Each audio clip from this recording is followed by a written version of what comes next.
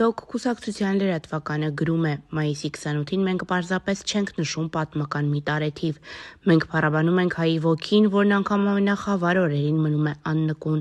Մենք խոնարհվում ենք Սարդարապատի Բաշապարանի Ղարաքիլիսայի հերոսների առաջ, բայց մեր աչքերն ուղղված են դեպի մեր ժամանակների ճակատամարտերը, արդարության, իրավունքի, անկախության համար։ Այս օրերին մեր պատմությունն ապրում է ներկայի մեջ, եւ հենց այս խորհրդանշական օրը դատարանի դահլիճում ընթանում է դատական գործընթաց, որը զերծ չէ քաղաքական ենթատեքստից։ Մեր պետությունը կանգնած է ընտրության առաջ՝ հնազանդել անարդարությանը, թե կանգնել ճշմարտության կողքին, իսկ մենք՝ Դոկ կուսակցությունը, ընտրել ենք երկրորդը։ Այս դատական նիստը դատավճիռ չէ մեկ մարդու, այլ քննություն է համակարգի համար, քննություն արդարություն կոչվածի, քննություն թե մեր երկիրը ումն է՝ կեղծիքի թե ճշմարտության, եւ մենք Դոկ կուսակցությունն այս ճակատամարտում հաղթելու ենք ոչ թե անձով, այլ գաղափարով, ոչ թե վրեժով, այլ սկզբունքով։ Մայիսի 28-ը Դոկ կուսակցության համար միայն անցյալ չէ, դա ապագայի երդում է, երդում չհրաժարվել արդարությունից,